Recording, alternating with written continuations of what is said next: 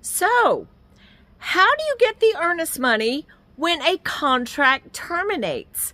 Hi everybody, Dana Sparks, broker of Maximum One Greater Atlanta, and today's contract tip is just a quick tip on the steps that you take as an agent to get the earnest money, like I said, upon termination of a contract. So first things first, there's Seema Pup. Hi baby. It all starts when a contract terminates. So the first thing that you'll look at is the actual notice of termination. And if the parties are binding on the Georgia Association of Realtors forms, GAR, then the termination, notice of termination, and the proposed disbursement of the earnest money are on one form. If you are binding on the RE forms, then contract package, then the notice of termination is one form, and the agreement to disperse the earnest money is a separate form. So regardless if it's on one form or two forms, you need to have, it only takes one party's signatures to terminate. Notice means only one party's signature is required. However, you do need both party signatures, buyer and seller signatures, are required to be in agreement regarding the disbursement of the earnest money. So first thing you do is look at what we call the T&R, stands for termination and release of the earnest money. And you see if both buyer and seller side signatures are in agreement regarding the release of the earnest money. If they are, you upload that signed document, of course, to your broker, your transaction management file, even if it's not signed, and you send that to the holder of the earnest money, whether that be your broker, the other side's broker, or a closing attorney.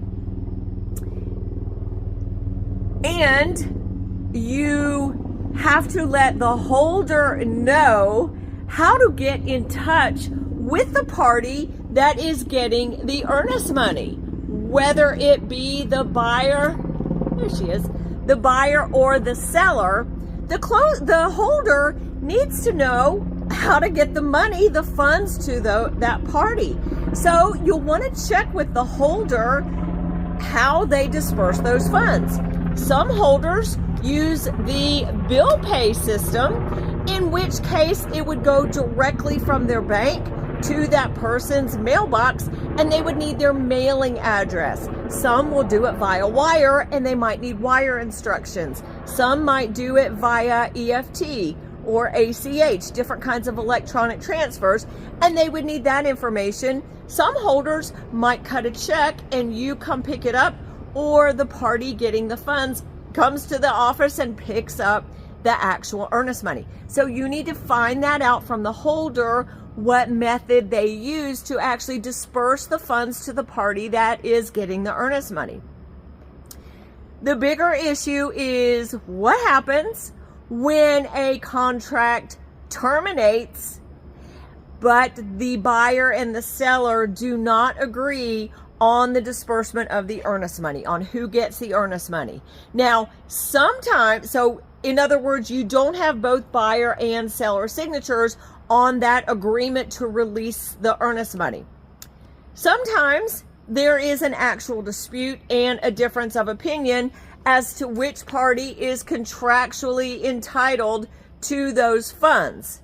Sometimes the agent just can't get in touch with their party to sign the form for whatever reason. Regardless, the holder may not disperse the earnest money to the party if they do not have both buyer and seller signatures in agreement as to who gets it.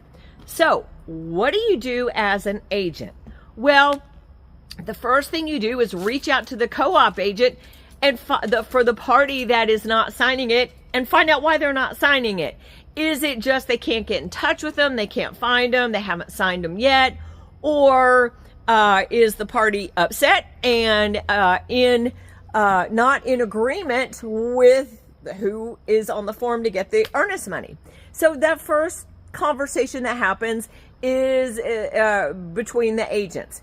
Then if there is a dispute, or if for whatever reason you cannot get both party signatures, same thing, you're going to want to still upload that document to your own broker, to the transaction management file. So the broker needs a copy of it. And again, you're going to get in touch with the closing attorney. Now, in this situation, the closing attorney, but the holder. Sometimes it's the closing attorney. Most times it's one of the brokers. You're going to want to get in touch with the holder and let them know that the earnest money is in dispute, meaning you do not have buyer and seller signatures in agreement as to who gets the funds. Now, when you get in touch with the holder of the funds, you are going to state your case as to why your party, the party whom you represent, is entitled to the earnest money upon termination.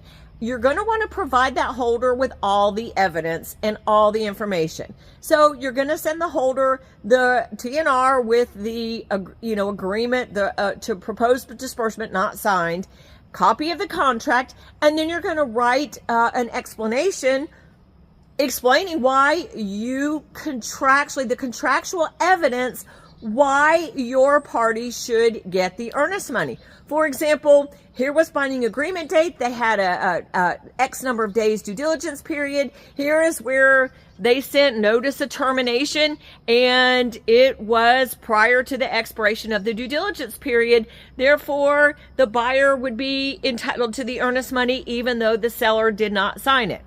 Or,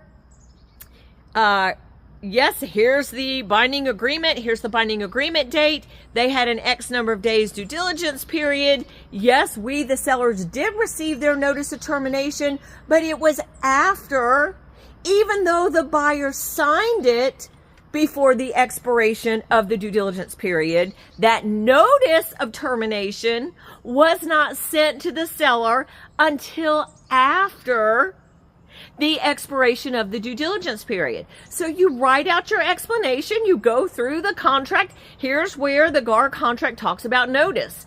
And notice is not signature, but when a notice is deemed received when the sender proves they sent it. Well, if the timestamp on the email, and you'll want to send that to the holder, the actual email where you received the notice of termination. If your contention is that it's either prior to the end of a contingency time frame or after, you'll want to prove it. You want to show the holder proof of why you are making your argument. Here's the contract. Here was the binding agreement date. Here were the number of days due diligence. Here was the notice of termination. Regardless, there's nothing in the purchase and sale agreement that says anything is effective when it is signed. Binding is notice of acceptance, or notice is sent. So, if, for example, in the GAR contracts, it's paragraph C1. It talks about notices. If you're looking for days to know that it goes through 11:59 p.m., then you look at the section where it defines what a day is. And in the GAR contract, it specifically says a day is defined as going a calendar day through 11:59 p.m. Whatever. Or you show an amendment where something got changed. So my point is, you lay out your reason based on the contract and the terms of the contract that the buyer and seller agreed to, why your party should get the earnest money. And then the holder has a couple of options. The holder will either do what we call the 10-day letter, and they will interpret the contract, send a notice to the buyer and the seller to which party they're going to disperse the funds and why.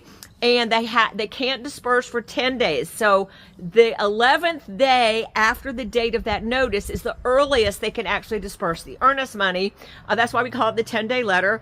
Or the holder can say, I'm going to interplead it into a court and let a judge decide.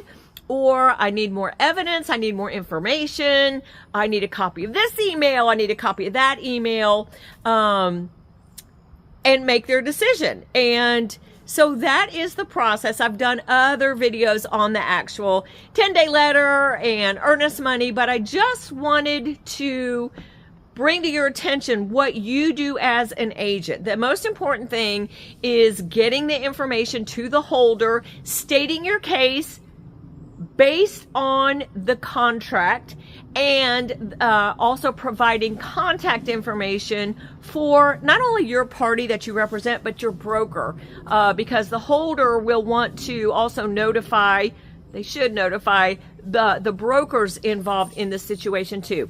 I teach a whole class on earnest money and 10-day letters for brokers. I think I'll do a couple quick video tips on that for y'all.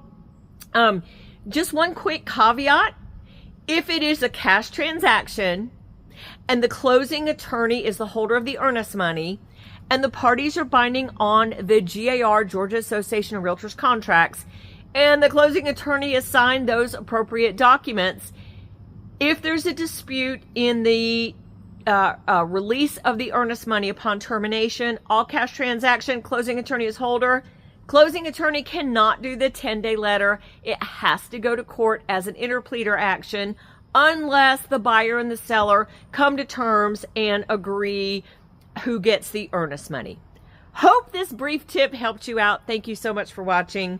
Dana Sparks, broker of Maximum One Greater Atlanta, satisfying your needs with service, innovation, and education. Bye. If you like that video, check out the one here.